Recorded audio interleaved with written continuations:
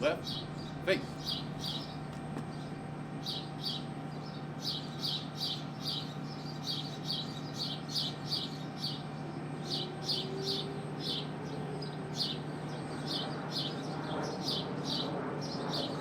Reset. Order.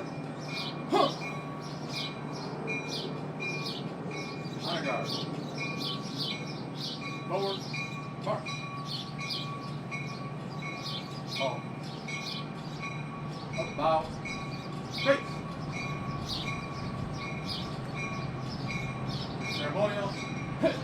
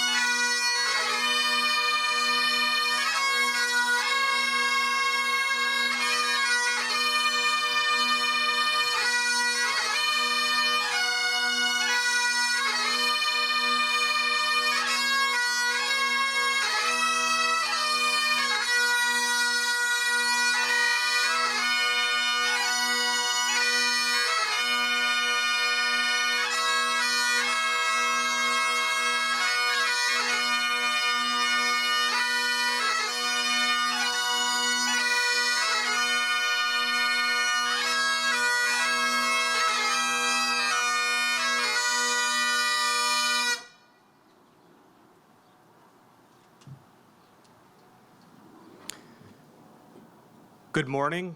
Thank you for coming. We're going to begin with the posting of colors by the Elmhurst and Skokie Police Department's Honor Guard. Please rise for the posting of the colors.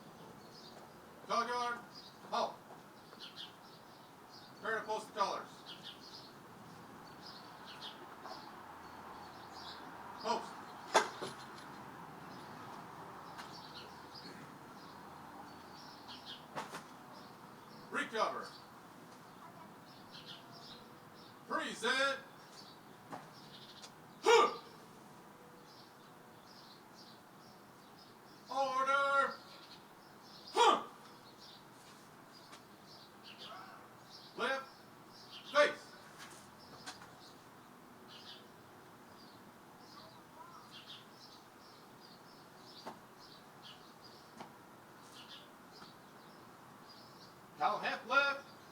Mark.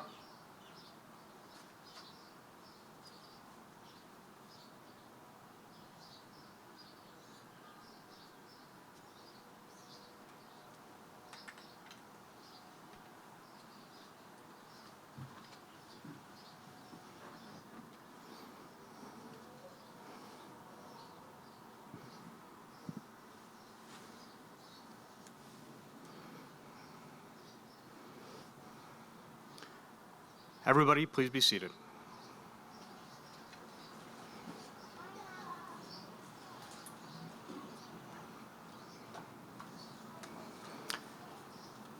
Mayor Levin, members of the Elmhurst City Council, to Chief Ruth's wife, Sue, his daughter, Susan, and to all the members of the Ruth family, on behalf of the Elmhurst Police Department, I extend our deepest condolences to you. I am Deputy Chief Mike McLean, and it's an honor and privilege for me to welcome you today as we pay tribute to a very special man and a dedicated law enforcement professional, Elmhurst Police Chief Michael Ruth. Police work is a unique occupation. Some say it's a profession. I believe that most of us that do it would say it's a calling. For Mike Ruth, it was definitely a calling. Starting in 1978 as a dispatcher in Alsip, next as a patrol officer in Hometown, then a distinguished 29-year career with the village of Skokie, before finally serving as chief of police for both the countryside and the Elmhurst Police Departments. A career spanning 44 years in Chicago area law enforcement. Today, there are those who question why anyone would enter the field of law enforcement. But for Mike Ruth, I couldn't imagine him ever doing anything else. He loved police work. He loved police history, designing police stars and badges, collecting police radios, scanning police radio channels. He loved collecting Adam 12 lights from vintage squad cars. But more than that, he loved developing police officers to be the best that we could be by releasing all of our human potential. He did that by providing leadership opportunities to us to develop the next generation of police officers.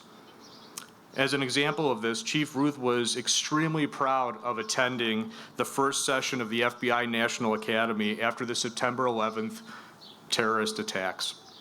And for the monument that his class built there that still memorializes the lives lost, and just today, it still stands on the grounds of Quantico.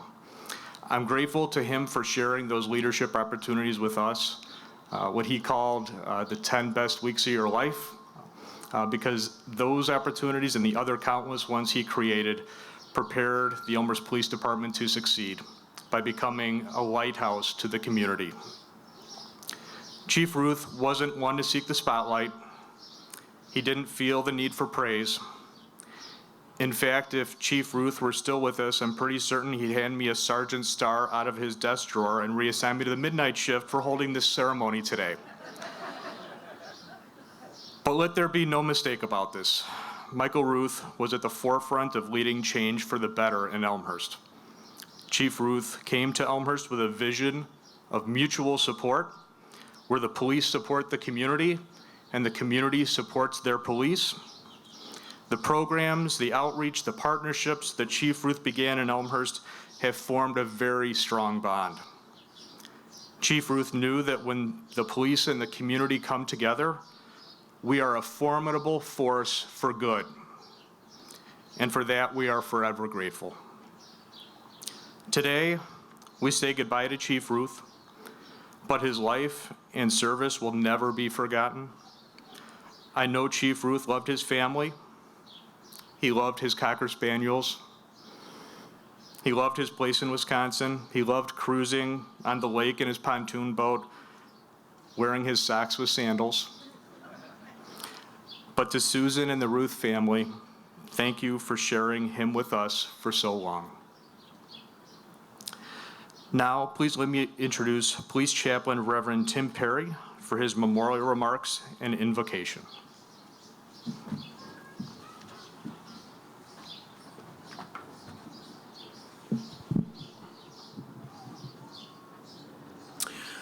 I'm going to ask that we all rise if physically able to receive the invocation. An invocation is a request upon the Holy Spirit to be upon us so that we may understand that there's something much greater than all of us in total. Bow your heads and close your eyes. I realize we come from different faiths. I'd ask that you call upon your own faith as I pray in Jesus' name. Heavenly Father, it is us again. You have shown us your love by giving us life after life and guiding us through the highs and lows, and then preparing us a place for when it's time to come home. Only a loving God would sacrifice his Son for the sins past, present, and future. Only a loving God would give us the Holy Spirit to guide us along life's way. Only a loving God would send us people to live through this life and help us. Only a loving God would prepare us a place called heaven to rest our weary souls as we believed. Be with us now, Lord, more than ever. Stronger together, almost home. Amen. Be seated.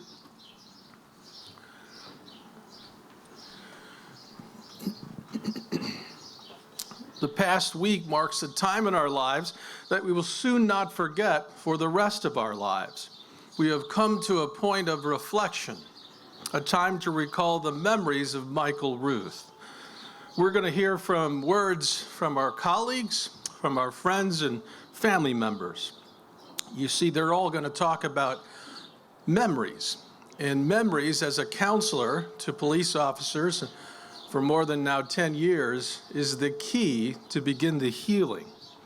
Memories are both priceless for learning, healing, and grieving. When we are alive, our life teaches, but when we pass, our life should preach, or else it would have been lived in vain. Michael's life spanned 63 years, and of that 63, 44 were dedicated to serving in law enforcement and serving the public. In law enforcement, we seek out witnesses so that we can find truth. Today is no different. We're going to seek out witnesses of Michael's life. There is always a witness to our lives, and today it's you. No longer should you live life taking words for granted. Rather, live a life that gives for a living. In your words, your actions, your praise, your service, and sometimes, yet always, truth. What we need right now is hope. More than ever, across the land is hope. Michael acknowledged as a young man there was a God. There was a Son named Jesus. And there's a Holy Spirit that is left to take care of us until we're called home. He learned this in his childhood. Michael loved people with character and courage. And you're going to hear from some men about character and courage and why they align themselves to him. Jesus is a guide for people who seek character and courage to deal with life's losses in the context of God's healing. With one word, Jesus quiets the quest of our soul. We thirst for peace and wholeness, rest and healing, and we quest for answers. We live in a fallen world, and sometimes this world falls on top of us and squeezes the life out of us. So we need hope. We should not grieve like the rest of man who has no hope. Michael's life must in some way take our sadness and convert it to joy. For example, Michael was loved by two witnesses known as his parents, two hardworking people that knew a thing or two about loving for a living, working hard. The other witnesses, wife Susan and children and other siblings, they all have their stories, and I hope that you hear many of them today. Another witness was his colleagues. We don't have time for all the locker room stories, so we've saved the PG-rated stories just for you today. There's not many, but we saved them. what you might not know outside of the department was his personal life. And Deputy Chief kind of outlined a few things, but I want some of you to know that one of his loves was Vegas, baby. He loved Vegas, the Bellagio, and all those things. It's no surprise that his favorite movie was Casino and The Godfather. See how these things are linking together? Deputy Chief mentioned boating and the Cocker Spaniels, but I also want you to know that he was a Cubs and Bear fan. Now the commonality there is there's a C on the helmet or the hat. See, when Michael got to heaven, he found out that the C stood for Christ. So all you Sox fans, I'm sorry to tell you. He loved going to White Castle with his dad. Something special about going to those places in the middle of the night, in the middle of nowhere, just hanging out with Dad, a man that he loved. Remember, the memories bring us through the grieving and the losses of life. Creative suffering doesn't simply accept suffering, but through the cross, it creatively converts it. We're going to move from a sad point to a little bit of a humorous giggle, and then into retrospection. That is creatively converting. You're going to hear from people who touched his life and whose life that he touched. You're going to hear from Mayor Levin, a guy that knows a thing or two about Michael's character. You see, a mayor and a chief know well about each other's character because they're going to deal with budgets and taking care of a community and taking care of his first responders. They know character head on. You're going to hear from law enforcement professionals with last names like Silverberg, Madden, and Pinizzo. Sounds like a law firm, but it's not. These guys have been in the trenches with them and have known them for many decades. You will hear from a family friend about the special stories of life. These people represent the past, the present, and the future.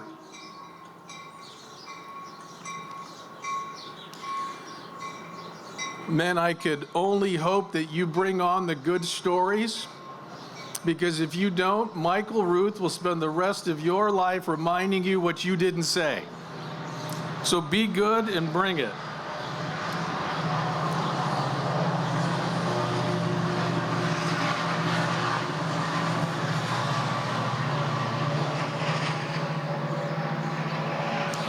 In closing, may you understand God's forgiveness and do the same.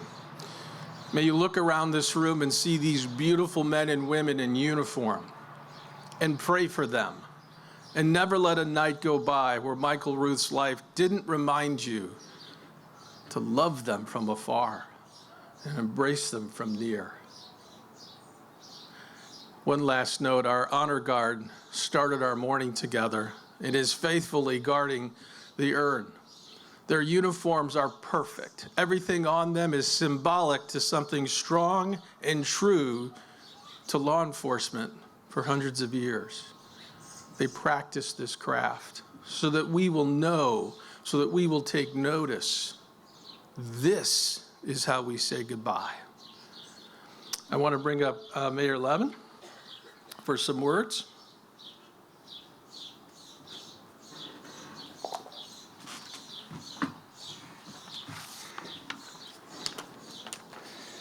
Well, good morning, everyone. Thank you. We gave the traditional Metro train salute a few moments ago, and we'll move on in our program. We're here today to honor and pay our respects to Chief Michael Ruth. It was truly an honor to know him, whether you're a family member, a friend, a colleague, or a resident. Chief Ruth made his impression on you. We all have stories and views on why we will remember Chief Ruth.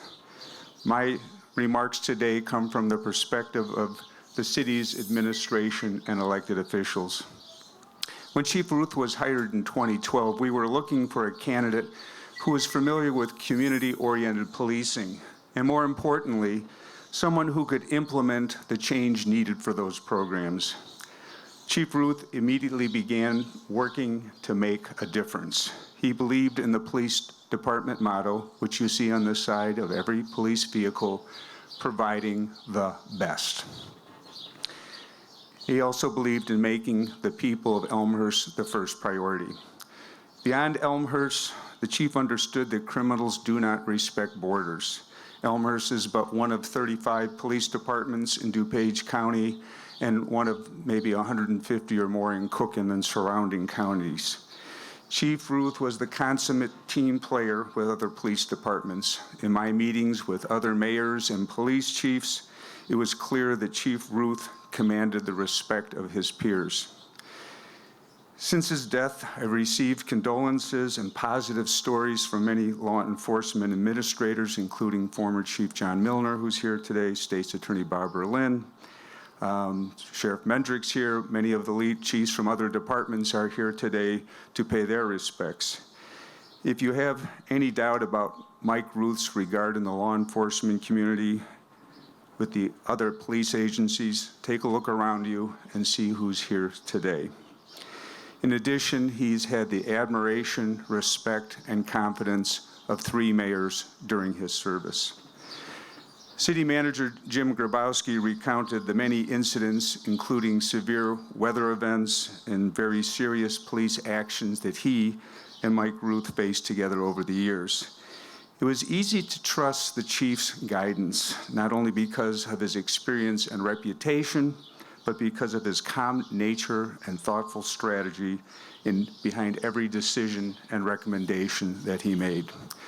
There are many stories to share about how Chief Ruth led his team and the city's administration through incidents that caused the public fear, uncertainty, and distress. When you heard from the chief after 5:00 p.m., you knew he wasn't calling to wish you a good evening or a good weekend. He would often start the conversation with, "Hey, sorry to bother you," followed by a report of a high-level incident that had just occurred and needed your attention.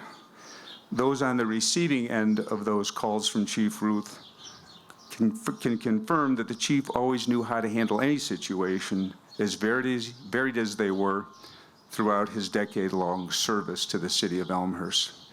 The chief always believed in helping people, which was the very reason he became a police officer. He always sympathized with victims and their families and tried to make resources available to help them. In December of 2019, we had a house burglary, and an urn was stolen that had a baby's ashes in it. The parents were, of course, heartbroken. Chief Ruth made it the priority of the investigative division to make sure that that urn was recovered. It was, and an arrest was made. In the most serious public safety situations, we open our Emergency Operating Center, the EOC. This is a place where department directors and incident commanders, the mayor and the city manager gather to monitor a developing situation and make key decisions. As Mayors DeCiani and Morley can also attest, you wanted Chief Michael Ruth by your side. He had the ability to make key recommendations and quick decisions in highly stressful situations. He also had many friends and contacts, and he knew who he could call for additional personnel or resources to address the situation. We had a devastating flood in 2013, which I call the Great Morley Flood. The governor's staff contacted us in the EOC because the governor wanted to visit Elmhurst to assess the situation. But before anyone could take an additional step, Chief Ruth had already contacted the Lieutenant Colonel of the Illinois State Police to make sure that arrangements were underway so that the governor's visit would be productive for both the governor and Elmhurst. We have an emergency notification system called Code Red that transmits messages to email addresses, sends text messages, and calls land and mobile phones. Code Red was almost always directed by Chief Ruth during situations where the public needed to take action to protect itself. He was always proud of our team when the Code Red message elicited public positive responses, particularly when a missing person was located. By the way, if you haven't signed up for Code Red, I encourage you to do so. Chief worked with every department in the city, and there were countless times where he was a mentor to staff members from other departments. Our communications manager, Cassandra Schreff, joined us in 2015. She came to the city with experience in private sector marketing. The type of incidents she handled involved consumer products and services. Within her first week on the job, we had a death situation that occurred on the railroad tracks right over there. The city manager told the chief that he was on his way over, and Chief Ruth said, "Bring the new kid." Cassandra noticed it was a sight she will never forget. In view of the media and the public's need for information, Chief Ruth knew this was a learning opportunity for Cassandra. He took her under his wing and taught her the skills she needed to succeed in crisis communications. Mike Ruth was as unselfish as a person as you will ever meet. He knew his strengths and how to use them to help his team members achieve their goals. He saw potential in others and made them feel confident. Thank you. He provided opportunities for his team members to highlight their skills, or as he would call it, an opportunity for them to make their stars shine. Mike's years of building relationships with the community paid off in the summer of 2020 when social unrest came to Elmhurst.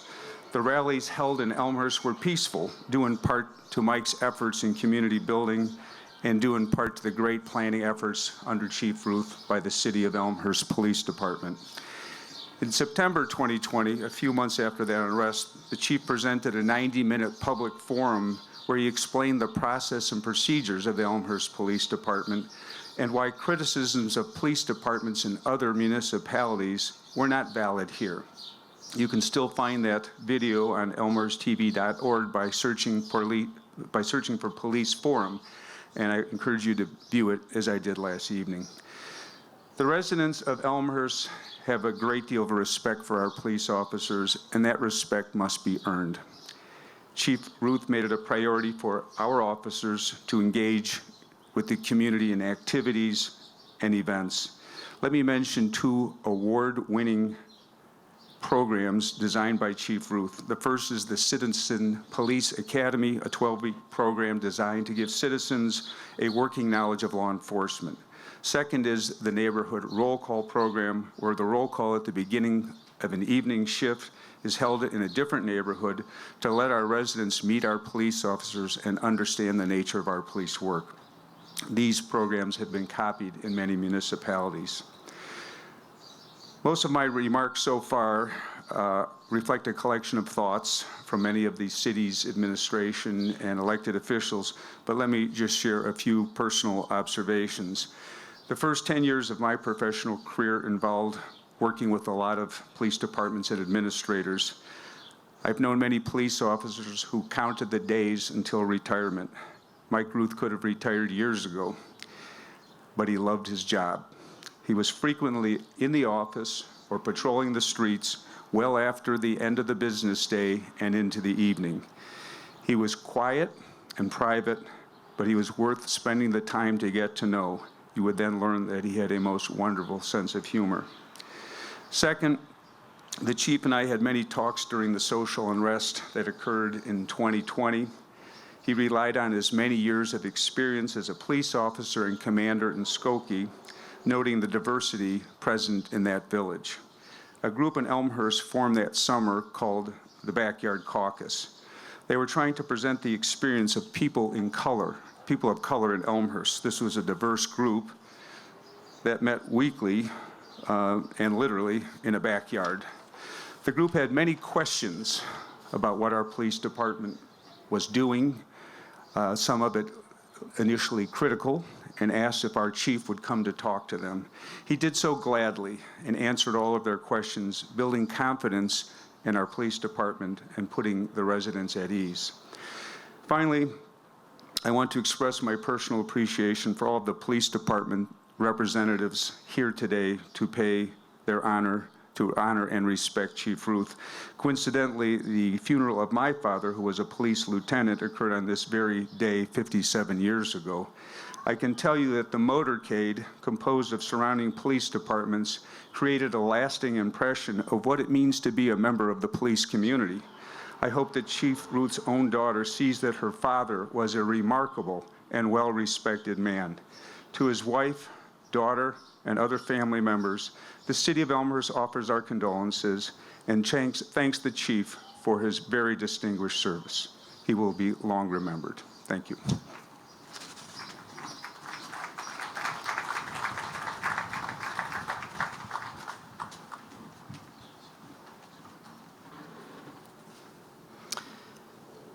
Next, I'd like to invite Chief John Madden of the Burr Ridge Police Department, who is a longtime colleague and friend of Chief Ruth, to the stage.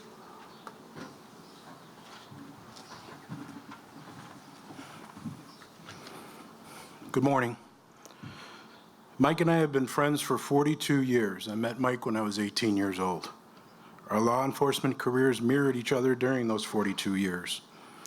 We both started out as police dispatchers in neighboring towns. Mike had a few more years' experience on the radio, and I was in a smaller suburb that relied on assistance with manpower and technology from the Alsa Police Department. That's when I got to know the practical joker side of Mike.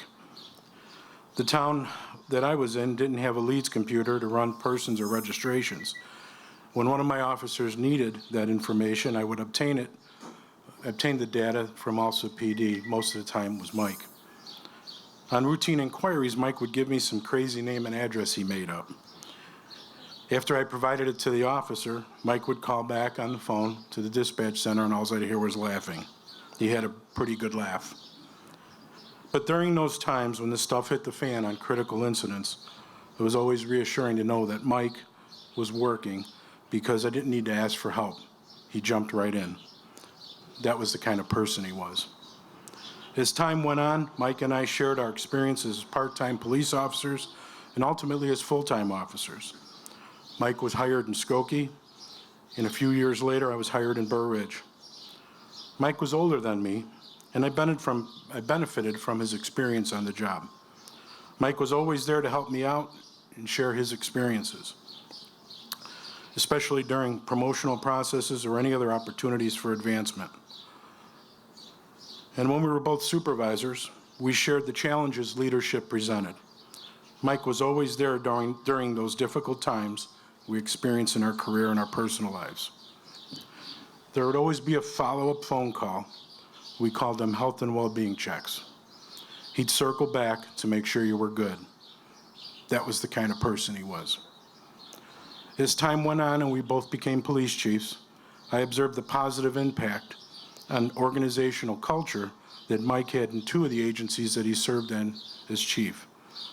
Mike was an outstanding leader and a mentor with a strong moral compass. Earlier this week, I received a call from a retired officer from the first agency Mike served as chief. The officer had retired shortly after Mike had left for the city of Elmhurst. Although Mike had only served a little over 2 years as chief, the retired officer shared with me how much he appreciated Mike's leadership and the positive impact that he had on that agency. That was the kind of leader he was. Whenever a critical incident occurred in my jurisdiction, there was always a call or a text message from Mike to offer assistance. If I was conducting a media briefing that made network news, there was always a call or a text message to remind me that the camera adds 20 pounds. And when the dust settled, there was always a health and well-being check. That was the kind of Fred he was. God bless you, my friend, and rest in peace. Thank you.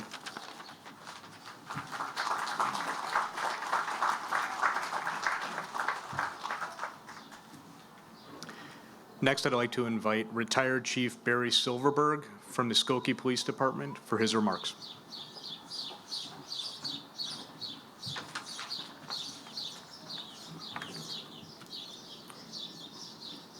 Chief Michael Ruth, 44 years in law enforcement. I've known Mike for 41 of those years, less than some and more than others. And I'd like to thank Sue for inviting me to speak to you all today. And as you know and have heard, he started out as a dispatcher in Alsop, then he was hired in hometown as a police officer, 29 plus years in Skokie, retired as a commander to become the police chief in Countryside, and now we're at his end of watch here in Elmhurst. Prior to serving in Countryside, Mike Ruth served under 8 different police chiefs. His exposure to that variety of leadership styles had helped him greatly in the performance of his duties in Elmhurst. His time as a dispatcher in Alsip left him with a strong appreciation for police dispatchers and respect for the services that they provide to police departments. Mike was a Southsider who commuted from his home in Crestwood, where he was an active member of the community. He served on the planning board and the police pension board down there. That commute from Crestwood, in my North Shore, North Side opinion, was very, very long. Mike always said, less than 45 minutes. Yeah, maybe in a helicopter it was less than 45 minutes. Mike, however, made good use of his driving time between his home and Skokie because he got hired as a part-time traffic reporter for shadow traffic. So during his commute, they put a radio in his car, a 2-way radio, so he could report on the traffic conditions between Crestwood and Skokie, and he was making a little money on top of that. Now, because he was from the South Side and working way up north in Skokie, he was hard-pressed to attend a lot of the after-work functions that young police officers attend. And there was a lot of bantering back and forth between Mike and his peers about why he wasn't attending all of these. And he'd say, come on to the South Side then. And the guys are going, no, I'm not going to the South Side. They're going to steal my car. I'll have to walk home.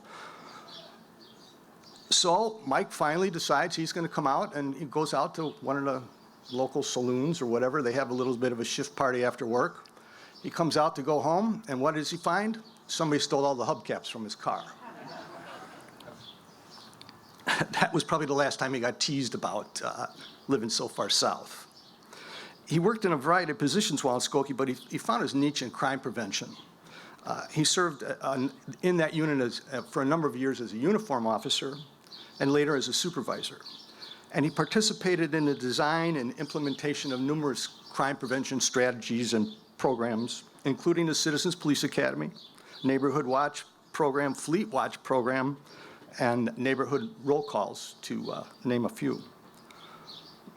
Also, as a patrol officer for a time, Mike served as the vice president of the police union, the FOP, and was on the union's bargaining team.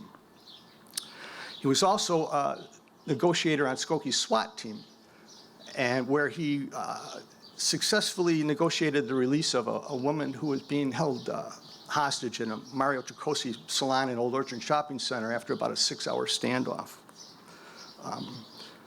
As a sergeant, Mike also served as the public information officer for Skokie, a position which he excelled. And he effectively handled press relations regarding several high-profile incidents and ensured that reporters accurately represented facts about the police activities. While a sergeant, Skokie changed its promotional requirements for lieutenant to a bachelor's degree. Mike decided he was going to do one better than that. He went out and got a bachelor's and immediately came in with a master's. And as a result of that, he began a teaching career sideline, if you want to call it that. He taught at Governor State, Kaplan University online, which is now part of Purdue University in Indiana. He ended up as a program director at Kaplan. And I think that just about everybody that he knew in law enforcement with a master's degree was working for him at one time or another as an instructor for Kaplan. He also collaborated in the writing of law enforcement textbooks. He was featured in law enforcement magazines with regard to press relations. And also, for many, many years, he was the director of security for a Southside auto auction. Mike Ruth kept busy. As a police chief, I was able to rely on him to successfully manage programs, motivate subordinates, and provide valuable input regarding operational issues. His response when tasked with any assignment was, I'll handle it. I could be sitting there in a staff meeting, banging my shoe on the table like Nikita Khrushchev at the UN, saying, we got to get this done, we have to have it, we have to have it. We'll handle it, Chief. That was Mike Ruth. One of the highlights of his career in Skokie was his attendance at the FBI National Academy. You heard a little bit about that. He was in 207th session. And for those of you who don't know, the FBI National Academy is like the West Point of police schools. To attend, you have to be a member of command staff. You're invited by the director of FBI via the local FBI office. The FBI pays for all your transportation costs, your housing, and your food, and it's 10 weeks of instruction at the FBI Academy, which is on the Marine base in Quantico, Virginia. And the class size is limited to 200 officers and 50 international students. And the NA, the National Academy, has a very strong alumni association, of which Mike was involved for many, many years. And he and I have probably attended 20 retraining sessions that are held throughout the country every year, hosted by the National Academy. I always remember our good times there and some of the adventures that we had at those conferences. And he was very proud of that. And at every retrainer or conference that we attended, Mike would drag me to the gift shop at least 3 times in order to buy more cups, saucers, badges, coins, tchotchkes. So he must have had a closet full of that stuff at home. But Mike was also a very giving person. He liked to fly beneath the radar in that respect. And you should know that he was a founding member of the National Law Enforcement Memorial and Museum, who, along with myself and thousands of other police officers, attend a memorial service every year in Washington, D.C., and which honors fallen police officers. He also gave generously to the 100 Club of Illinois, which, as many of you know, provides very quick financial assistance to the families of police officers killed in the line of duty, sometimes providing a check within hours of a police officer's death. Mike was also instrumental in having, at the time, the Bridgeport Post Office renamed the Michael J. Healey Post Office. And this was in honor of Mike's good friend, Mike Healey, who was a postal police officer, the first postal police officer killed in the line of duty. Officer Healey had interrupted a robbery at a downtown Chicago post office in 1981 and was shot and killed. He was 26 years old. So it takes an act of Congress in order to name or rename a building. And Mike, under the radar again, worked with congressmen, the FOP, and the Healey family in order to get that post office renamed for his friend. As a leader, Mike Ruth consistently inspired the cooperation and confidence of others. He projected self-confidence, authority, and enthusiasm in his dealings with anybody. But I think one of his standout traits was also loyalty. He was loyal to the organization, his peers, associates, superiors, and the community in which he served. He took pride in his job and the accomplishments of others.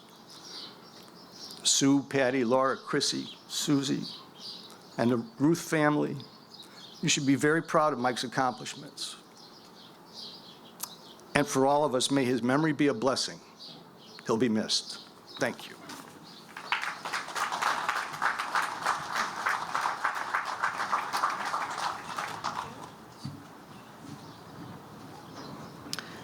Next, I'd like to invite Officer Patrick Pinizzo, police officer with the Village of Skokie.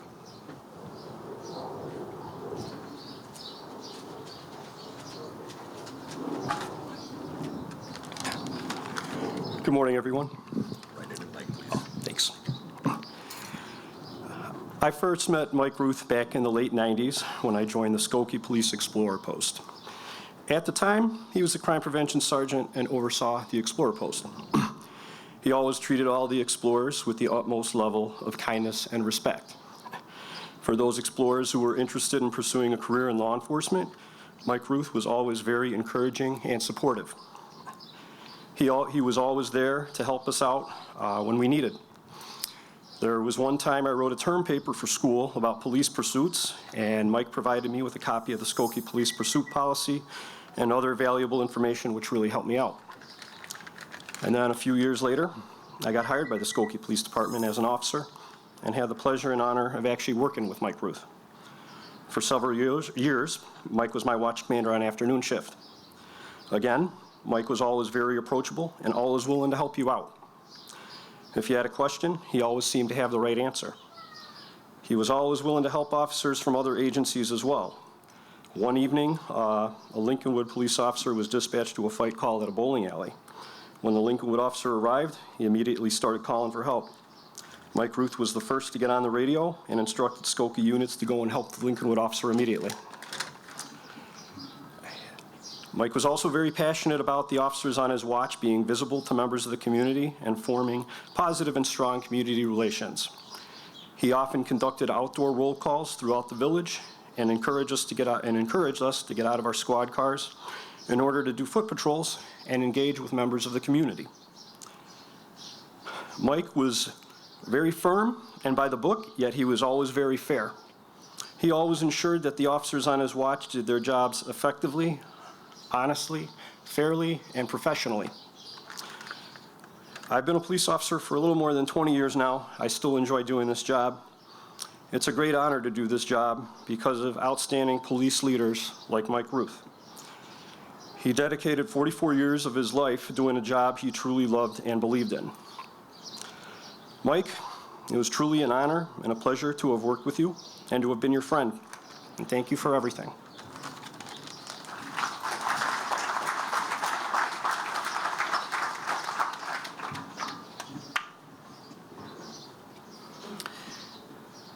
And our last speaker will be a dear friend of the family and perhaps Mike Ruth's oldest friend, Mr. Dennis Chapin. I'd like to invite Dennis to the stage.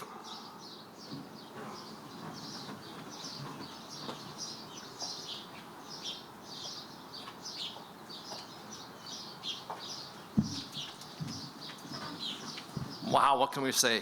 You guys said everything. Everything that needed to be said. Who am I? I'm Dennis Chapin. I know Mike since before we were born, you could say. Our parents hung together.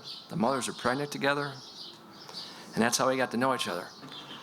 But someone said, a friend of mine, Mark Long, he asked Mike one day, hey, how'd you guys really meet? That story is very important about how his life got going.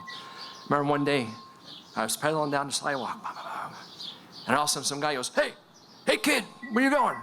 I say, I'm following a fire truck. Mike goes, hey, whoa, can I join you? And his mom was right there. She says, okay, you guys can go, but I'm going to follow you. So we get our tricycles, we don't go on the sidewalk, boom, boom, boom. Next to know, someone says, hey, stop. We go, stop, like what? We look down, we see these big pair of shoes. They were huge, black and shiny. We sort of look up and we see the black pants. Then his belt. Was that a Batman belt or what was it? What was he wearing? It was so cool. We looked higher up, and there we saw a shiny star. And we look higher. Holy cow. He's like 10 feet tall. Who is this guy? We're almost ready to fall over. He goes, boys, I'm Patrolman John Anderson. I'm here to make sure you guys stay safe. You can't cross that street unless your mother comes here. And I go, Mike, he's a policeman. What do you think Mike said? Oh, I want to be a policeman. And I think that was the beginning of his career. But he did a lot more things than that. Back when he was a ball player, when we were in 6th grade, believe it or not, he said, you know what? My last name is Ruth. I gotta keep that name going. I'm gonna do my best I can. And guess what? I can say we called him the Babe, because he could hit a home run. He couldn't move fast. He played second base or short center. But what he loved to do to me the most was we played by the school called Stony Creek. We lived in Alsop. And he loved to hit the ball up on top of the roof. You know why? Because he said, hey, Denny, go up there, go get the ball. So I have to go up there, climb up there. Hey, Denny, see if there's any more balls up there. Throw them down. Oh, yeah, give me something. Throw them down. I remember one time I went up there, and I come down, and no one was around. I'm like, all of a sudden, what do I see? This guy in the corner going, hey, it was a police officer. Come on with me. How many times that happened? But besides that, we were in Scouts. I think Scouts was a great thing for us. I don't know how many here were in Scouts? Boy Scouts, Girl Scouts? Yeah, don't be ashamed. Me and Mike, we went through so much stuff. We went camping once a month, every month out of the year for years. Rain, sleet, shine, freezing, you name it. He told me how to cook my first steak, not on a stove, but on a wood fire. Not only that, we learned how to survive without using utensils, how we could use this, orange peel, whatever. We learned it. We were good.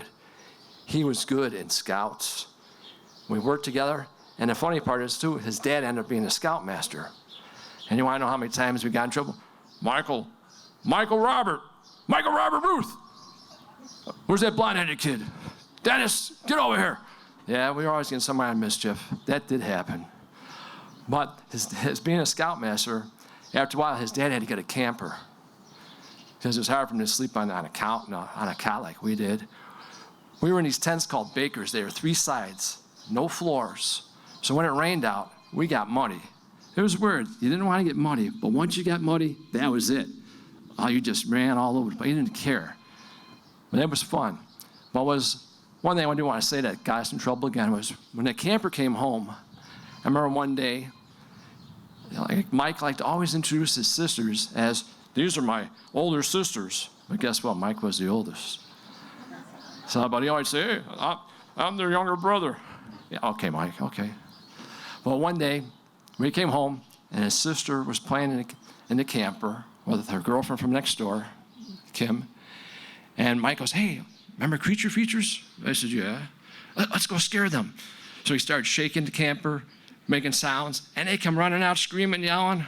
Oh, Laura said, man, I'll never forget that day. And me and Mike are back behind the pool laughing and giggling. Next thing you know, Michael Robert Ruth, where are you? Dennis, where you at? Go home. He got grounded. Well, these are the stories about Mike. But here's a good one, too. Coach. You know, his next door neighbor, the Kaminskis, they had 3 daughters and played softball. And Danny Kaminski helped Mike out a lot. And Mike started coaching the team with him.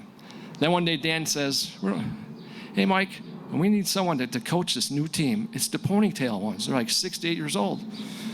Mike goes, all right, I'll get Denny. But Danny didn't know anything about it. Mike comes with all this stuff. Hey, we're coaching. What? We're coaching little girls? All right. Let me tell you, those girls were the toughest girls I ever ran into. But we taught them a lot. And as life went on, how many times they came up to us and said, hey, thank you. Thank you for teaching us. In fact, one of those girls, she ended up being in the Hall of Fame of girls softball. And that same girl also became a police chief. That's amazing. And how many girls just come back and just say, hey, Mike, thank you. We all said that. He was always good and kind. And right around that time, too, he started getting into something different. He started getting into police scanners and ham radios. Oh, I bet he spent hours and hours. And next, you know, he joined the police academy. The police cadets over in Alsop. And he got to start from there. Well, Mike, everyone said, like, you're a great guy. And he was an instant learner. I'll tell you a story. I was on a planning commission in the village of Alsop, and he was on a planning commission in the village of Crestwood. And sometimes they'd call me up, hey, Denny, what do you think of this? Oh, I think he was just trying to get my ideas. But the main thing was I got my master's degree in planning. So he was picking my brain or saying, hey, do I got everything covered? And that's what Mike did. He covered all the bases. And the biggest thing, one of the thrills, was when he got the job with Elmhurst. He goes, hey, Denny, guess where I'm going to be police chief at? I said, what, Alsop? I said, no. Orland? No. All South Side places? I said, Elmhurst. Elmhurst? Are you kidding me? He goes, yeah, Elmhurst College. I graduated out of Elmhurst College. He's like, oh, man, you got to come and visit me. I said, holy cow. When I came to visit him, I couldn't find my way around. This place really grew. But then this, for his sister Laura, his youngest sister, let's say, she wants me to tell you something. Today's Friday. And back then in the Ruth family, on Friday, once a month, the dad would take them out. And where would they go? White Castles. But it was really nice out. What they did do, they went to Midway Airport on 63rd and Cicero. And there's just fences there. And like Laura said, when the planes came over, you could see the tread on the tires. Like, holy cow, look at that. And it was just calming and relaxing. And that's how I kind of want to leave this.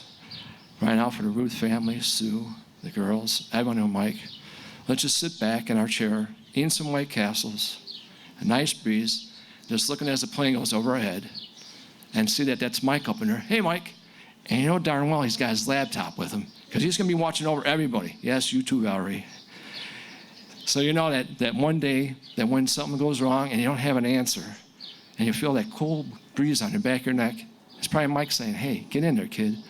Just think like I would think, and you'll get through it. Mike was a great guy. We all know that. He was super. I known him since before we were born. That's what I say. And I'll never forget him. Thank you, Sue, for letting me come up here, and Ruth family. Thank you, Elmhurst. Thank you, Police Chief. Thank you, everyone, for being here. Guess what? They all do a good job.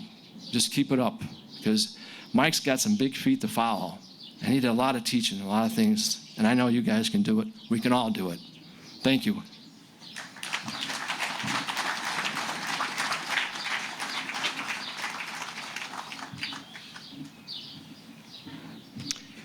All right, I'd like to invite Deputy Chief Brett Kazarowski to the stage.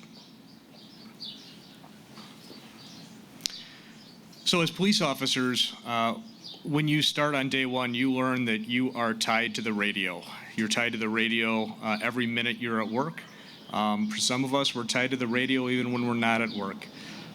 We have a tradition called the last call, and it's our way of recognizing that Chief Ruth, though he's always with us, he's no longer on the radio.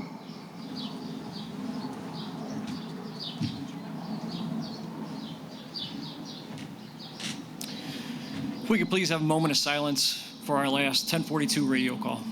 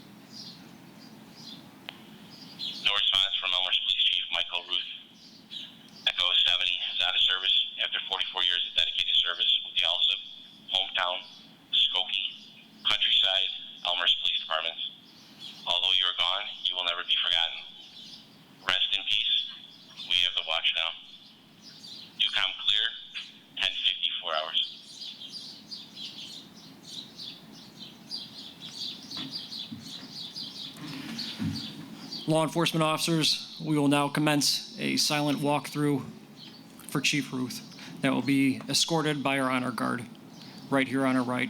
We encourage all sworn law enforcement officers to line up behind our honor guard to begin our last procession.